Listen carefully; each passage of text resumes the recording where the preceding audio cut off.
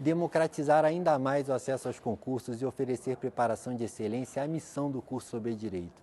O meu nome é William Ackerman, eu sou defensor público do Estado do Rio de Janeiro desde 2012, assessor de ministro do Supremo Tribunal Federal desde 2018 e coordenador do curso sobre Direito. Aqui no nosso canal, vocês terão acesso a aulas com os melhores professores do país e nas nossas turmas há ferramentas disruptivas para facilitar o seu caminho até a aprovação. Então deixe seu like, se inscreva no canal e não deixe de conferir no nosso site as nossas turmas com matrículas abertas e preços promocionais. Ensino médio. O ensino médio, pessoal, vai estar lá a partir do artigo 35 da LDB e ele é a etapa final da educação básica. Ele tem que ter, segundo a nossa Lei de Diretrizes e Bases da Educação Nacional, no mínimo 3 anos de duração. Percebam, é a duração mínima, tá? Cuidado com essa pegadinha em provas objetivas, porque quando nós pensamos no nosso ensino médio, a gente sempre pensa no primeiro, segundo e terceiro ano, e aí a gente acha que isso é a regra. Mas a regra, na verdade, é que seja no mínimo 3 anos, ou seja, pode ser que haja mais anos, tá? A lei fala em duração mínima de 3 anos, perfeito? Óbvio que o normal, nós vamos observar aí na prática, é que seja de fato 3 anos, mas nada impede que tenha mais. Então, cuidado com essa palavrinha mínima, duração mínima aqui, porque pode ser uma pegadinha na hora da sua prova objetiva. Bom, segundo a LDB e o artigo 208, inciso 2º da Constituição, CRFB, deve haver uma progressiva universalização do ensino médio gratuito, perfeito? E chamo a atenção de vocês para vamos dizer assim, uma situação interessante que em 2017 nós tivemos a aprovação da BNCC, da Base Nacional Comum Curricular, que pegou o currículo do ensino médio e definiu os direitos e objetivos da aprendizagem lá do ensino médio e dividiu esses objetivos de aprendizagem em áreas do conhecimento, quais sejam linguagens e suas tecnologias, matemática e suas tecnologias, ciências da natureza e suas tecnologias e ciências humanas e sociais aplicadas. Isso começou a valer recentemente, salvo engano, no ano de 2021, nas escolas de todo o nosso país. Beleza? Então, BNCC, só uma curiosidade aí, caso você veja essa expressão, né, Base Nacional Curricular Comum, nas suas provas de concurso. Beleza? Antes da gente avançar para a educação superior, eu quero chamar a atenção de vocês para o seguinte, para a Lei 14.164 de 2021. Porque essa Lei 14.164, ela criou a Semana Escolar do Combate à Violência contra a Mulher. Então, vejam que lá no seu artigo 26, parágrafo 9º, da LDB, incluiu-se, né, melhor dizendo, o parágrafo 9º, que prevê o seguinte: conteúdos relativos aos direitos humanos e à prevenção de todas as formas de violência contra a criança, o adolescente e a mulher serão incluídos como os temas transversais nos currículos de que trata o caput deste artigo, observadas as diretrizes da legislação correspondente e a produção e a distribuição de material didático adequado para cada nível de ensino. Então vejam que a Lei 14.164 incluiu o parágrafo 9º no artigo 26 da LDB, tratando justamente da Semana Escolar de Combate à Violência contra a Mulher. Perfeito? Fica aí uma atualizaçãozinha legislativa para os senhores e para as senhoras. Pois bem, avançando aqui, a gente ainda tem muito o que falar e nosso tempo é curto. Educação superior. Pessoal, a educação superior está a partir do artigo 43 da LDB e como nós vemos, né, em aulas extensivas, né, não intensiva, como a que a gente está tendo agora, quando falamos lá do princípio da gratuidade nessas aulas maiores, a gente vê que o ensino superior a gente aprende, né, que o ensino superior abrange a graduação, a pós-graduação e a extensão. Segmentos, né, que não se confundem. Isso está lá no artigo 44 da LDB. Perfeito? E, para finalizar, o artigo 45 é o que eu chamo a atenção de vocês para o fato de que a educação superior vai ser ministrada em instituições de ensino superior, públicas ou privadas, com variados graus de abrangência ou de especialização. Maravilha? Então, é assim que a nossa educação escolar é dividida. Agora, nós precisamos, então, saber, diante dessa divisão, diante da divisão dos níveis de ensino, a quem cabe o quê? Ou seja, qual é a responsabilidade da União, qual é a responsabilidade dos municípios e qual é a responsabilidade dos estados e do Distrito Federal. Maravilha? E a resposta para isso aqui está lá no artigo 211 da nossa Constituição Federal. Beleza? Bom, o artigo 211 vai falar que a União, os estados, o Distrito Federal e os municípios vão se organizar em regime de colaboração. E essa palavra é muito importante, colaboração, quando nós falamos de planejamento da educação.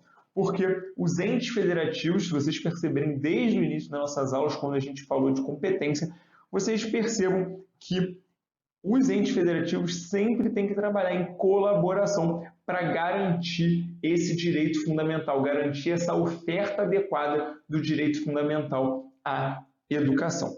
Beleza? Então, dentro dessa ideia de colaboração, eu chamo a atenção de vocês para o parágrafo 4º do artigo 211 da Constituição, que foi incluído pela Emenda Constitucional 108 de 2020, do final de 2020, que é muito importante porque promoveu importantes alterações, principalmente e sobretudo no Fundeb, beleza? Que a gente não vai falar por falta de tempo, mas é uma emenda constitucional importantíssima para suas provas objetivas. E lá no parágrafo 4º vai falar o seguinte, abre aspas, na organização de seus sistemas de ensino, a União, os estados, o Distrito Federal e os municípios definirão formas de colaboração de forma a assegurar a universalização, a qualidade e a equidade do ensino obrigatório. Então vejam que o parágrafo 4º traz alguns princípios, né, que, de novo, não vou falar aqui por conta do nosso tempo escasso, mas a gente estuda nos nossos módulos completos os princípios que regem o nosso direito à educação, o nosso sistema educacional. E lá a gente fala sobre a universalização e da qualidade e equidade do ensino obrigatório. Pois bem,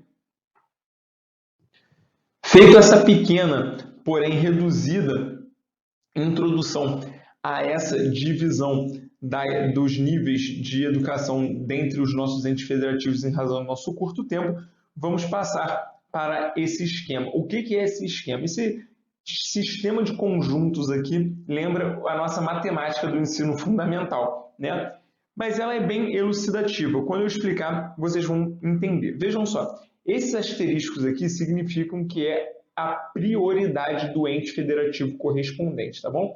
Então, vamos começar aqui pelos municípios. Segundo o artigo 211, parágrafo 2º, os municípios atuarão prioritariamente aonde? No ensino fundamental e na educação infantil, beleza? Então, por isso que o conjunto aqui do município, o círculo aqui do município, abrange tanto o ensino fundamental quanto a educação infantil. Perfeito? Depois eu vou deixar o ensino superior para explicar depois, beleza? Então, prioritariamente, caberá ao município a educação infantil e o ensino fundamental. Por isso, o asterisco nesse nosso esquema. Eu preciso chamar a atenção de vocês aqui para o artigo 11, inciso 5º da LDB. Por quê, pessoal? Esse artigo vai cair em prova mais cedo ou mais tarde. Por quê? Segundo ele, o município vai atuar prioritariamente na educação infantil e no ensino fundamental, porém, ele acrescenta que para os municípios atuarem nos outros níveis de ensino, ele deve preencher 2 requisitos. Vejam só, ou seja, prioritariamente educação infantil e ensino fundamental. O município, se a pergunta for, o município pode atuar em outros níveis de ensino? A resposta é sim, na forma do artigo 11, inciso 5º, ou seja, desde que preenchidos 2 requisitos. E que requisitos são esses? O primeiro é atender plenamente às necessidades de sua área de competência. Então, ele tem que garantir, em outras palavras, garantir o acesso completo e adequado a esses 2 níveis de ensino. Repito, ele deve atender plenamente a necessidade de sua área de competência. Esse é o primeiro requisito. E o segundo requisito é que ele tem que usar recursos acima do nível, acima do mínimo, do percentual mínimo previsto na Constituição Federal para manutenção e desenvolvimento do ensino, mais especificamente no artigo 212 da Constituição, do qual nós falaremos no fim da nossa aula. Perfeito? Então, vamos lá, recapitulando. O município vai atuar prioritariamente na educação infantil e no ensino fundamental. Professor, ele pode ter ensino médio? O município pode ter ensino médio? Pode, ele pode ter ensino médio, ele pode ofertar o ensino médio, desde que garanta o pleno atendimento das necessidades de sua área de competência, traduzindo, desde que ele garanta educação infantil e ensino fundamental aos seus munícipes e, para ofertar esse outro nível de ensino, utilize percentuais acima do mínimo, usem recursos acima do percentual mínimo previsto na Constituição para manutenção e desenvolvimento do ensino. Perfeito? Então, atenção a esse artigo 11, inciso 5º, tá? E, para finalizar aqui, o município, eu também chamo atenção para o parágrafo único do artigo 11. Por quê? O parágrafo único vai falar que os municípios vão ter 3 opções em relação aos sistemas de ensino. Vejam só, eles podem integrar o sistema estadual de ensino, ou seja, eles podem aproveitar o sistema estadual de ensino já existente e integrá-lo. 2, eles vão poder, alternativamente, compor com o Estado um único sistema de educação básica. Então, o município pode se juntar ao Estado e, com ele, fazer um único sistema de educação básica, tá? Ou, por fim, ele pode ter o seu próprio sistema de ensino. Maravilha, pessoal? Então, veja quanta coisa legal, quanta coisa que pode ser cobrada em prova que a gente viu agora em relação ao planejamento da educação, mais especificamente em relação aos municípios. Maravilha? Estou apagando aqui para não ficar confuso, para a gente passar a falar do Estado. Maravilha? Bom, então, isso é o que você precisa saber sobre o município. Perfeito? Quando nós falamos de Estado e Distrito Federal, vejam que o asterisco está no ensino fundamental e no ensino médio.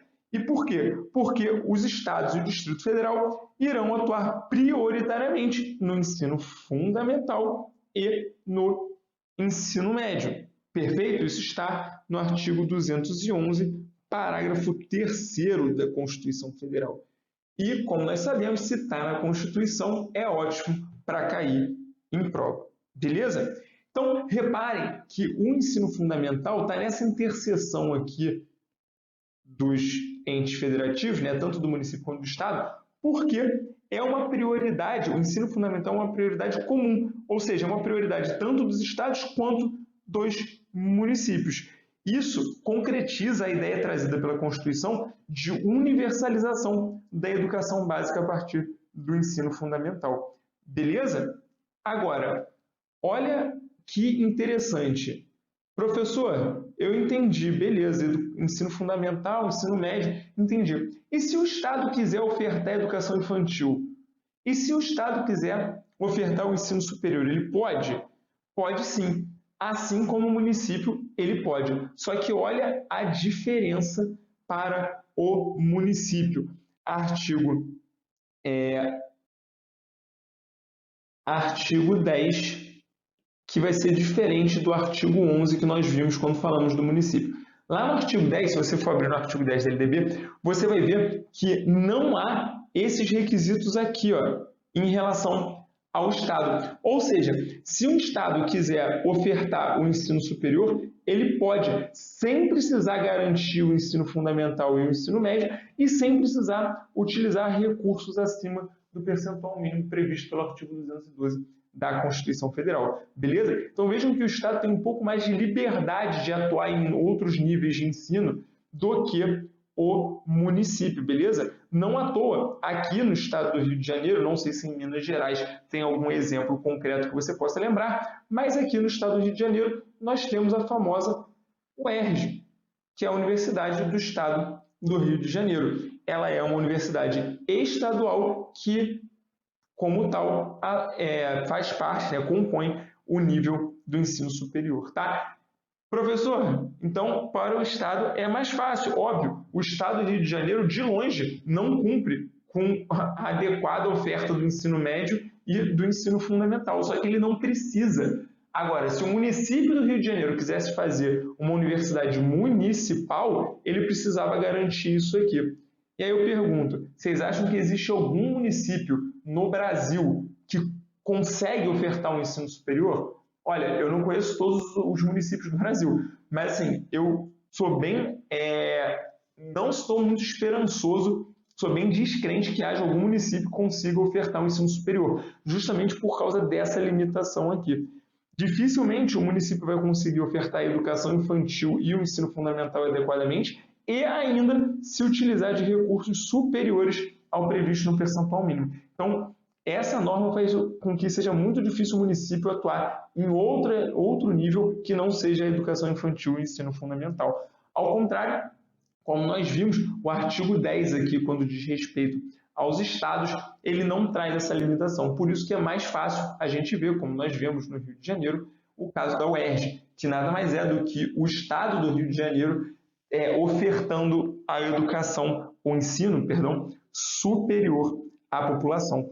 Maravilha, pessoal. Aqui também é importante vocês olharem o inciso 2º do artigo 10. Por quê? Porque ele vai prever que vai caber aos estados definir com os municípios, de novo, formas de colaboração na oferta do ensino fundamental. E por quê, pessoal? Porque o ensino fundamental, como é comum dos dois, para não ficar uma bagunça, nem faltar oferta, nem sobrar oferta em detrimento do ensino médio, é necessário que o município e o estado se comuniquem e colaborem, determinando como será a oferta desse ensino fundamental. Tá? Então, essa responsabilidade vai ser distribuída de forma proporcional e de acordo, óbvio, com os recursos financeiros disponíveis em cada uma das esferas do poder. Maravilha? Então, por fim, aqui vocês vão perguntar, professor, e a União? A União, gente, não está impedida de atuar na educação infantil, no ensino fundamental ou médio, mas como o ensino superior é uma responsabilidade de todos os entes federativos abstratamente considerado, o que acontece é que a União, que não tem nenhuma previsão legal expressa de que deva atuar prioritariamente em um nível específico de ensino, o que acontece é que, no final das contas, na prática, acaba que a União é quem oferta o ensino superior, até mesmo pela sua capacidade financeira de dispor orçamentariamente dos recursos necessários para a oferta desse ensino tão complexo e tão custoso como é o ensino superior. Perfeito?